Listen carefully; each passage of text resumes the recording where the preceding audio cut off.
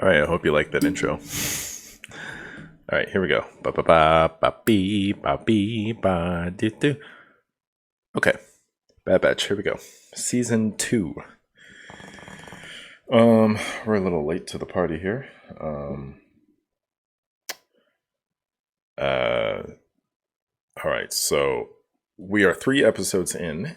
I will say there is a good and a bad side to what we've seen so far. So, what did I remember saying in the trailers? I hope this goes well because it so Bad Batch started at the high point of the end of the Clone Wars, and it had potential. Like the different clones, their different abilities. Unfortunately, they do break up early on in their own series. So there's a lot riding on this. And then the first season kind of puttered along. Is that the right word? Because of old Omega. Not because of her, but I just wish some of the characters like Hunter stepped up and stepped in when you had people like Echo and Captain Rex having to come in and be like, hey, I don't think the Empire's good. Let's do something about it. But Hunter just was like, well, we got to save Omega. So here we are. Let's do episodes 1 and 2 first. 3 gets better. With 1 and 2, it was fine. Omega had a bunch of like awesome bow and arrow action here. So I'm like, okay. I was like, are you being OP? But it's hard to know right now because there were hints by the Kaminoans about her being special, but we don't know why. As far as the team with the guys, there's still Hunter getting talked down by Echo. Like I said, I want him to be more of a leader here. Because I'm not sure of his plans aside from just hiding and playing dad to Omega forever. Like there's something bigger happening here that he should know about that he was part of, but they're just trying to hide. Still more Sid. Some other girl, lady pops up. But they're doing missions, and they do want to get cargo from Dooku's palace, which turns into something else, which I'm glad it just wasn't a one and done. Like they started with something that was just more of the same, like more of the same filler, but then it turned to a little bit more than that. Spoiler territory. At the end of this couple of episodes, it was a 2-episode release. One of the the Vice Admiral shoots the clone leader because he wants him to fudge the report saying that the Bad Batch wasn't there. Everyone, I don't know who was everyone, thought they had perished, but the clone won't do that, so he shoots him. I wrote here, I am interested to see any conflict there could be with the clones, what do you call them, the regs, and the 99. Don't know if that's going to happen if they're brainwashed. But, episode 3 comes in. And episode 3, and a little, spoilers ahead, a little, two of the clones will help with this series. I don't know about the series, but one of the clones at least, because one we know is going to be there. So, episode 3. It was much better because we start out with who? With Crosshair now. From Crosshair's point of view, we know he got kind of blown up and defeated in the last season. So, he is like given medical clearance to go at it again.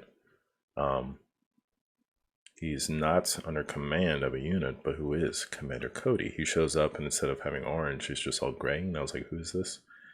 Old Cody comes back. So they're going to a distant planet that there was a name drop. I'm going to try to find it now. There was a name drop as far as someone from the Clone Wars series. The current governor of the Separatist planet was friends with Mina Bonteri from, there was a, I know there's a Separatist planet, there was a boy that Ahsoka made friends with, but, so she's trying to hold on to be governor, Empire is trying to come in and take over. They're not having it.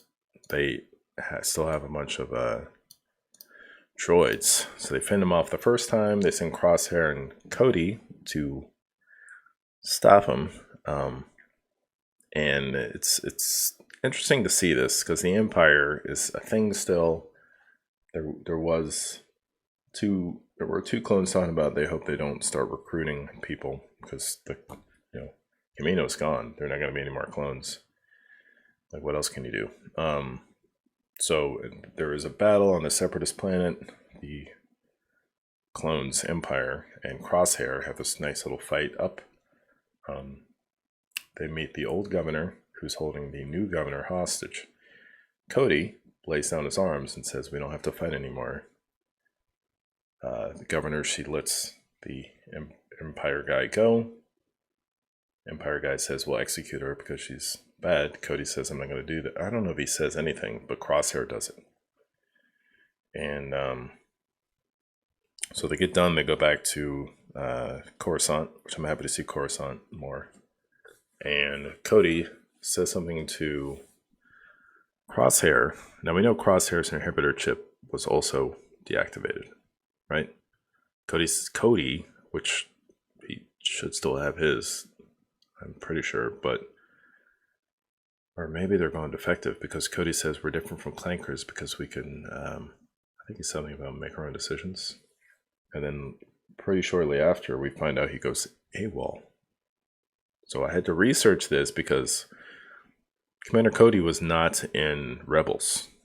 We don't know what happened with him afterwards. I really like to see him come. Maybe he's survived, but he's just not in Rebels. But I would really like to see him in the series. We know Rex is in here. Maybe Rex and Cody will reunite, but he still has the inhibitor chip.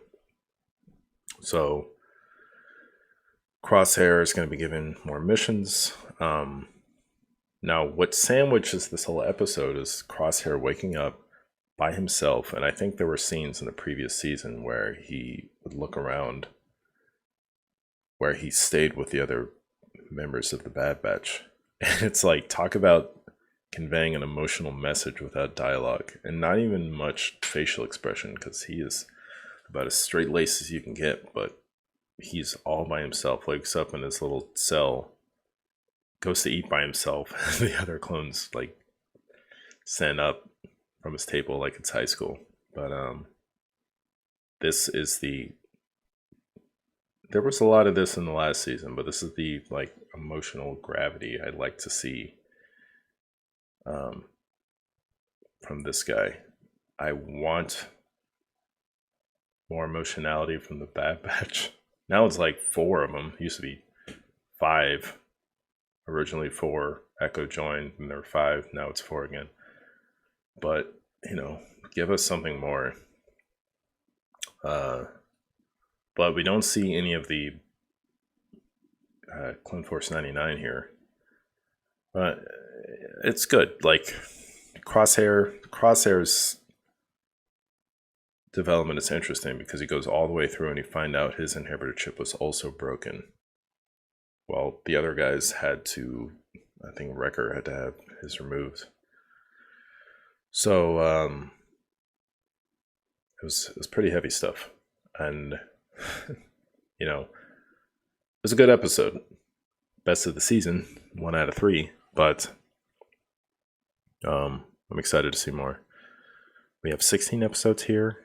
I was thinking that maybe the amount of episodes compared to the other recent Star Wars shows is kind of maybe hurting it because there was a lot of filler. But we'll see very early on. But in and of itself, this episode was pretty good. That's it. Let us know what you guys think. Sam, watch them, catch up. Thanks for watching, subscribe, yada, yada, yada. Bye-bye.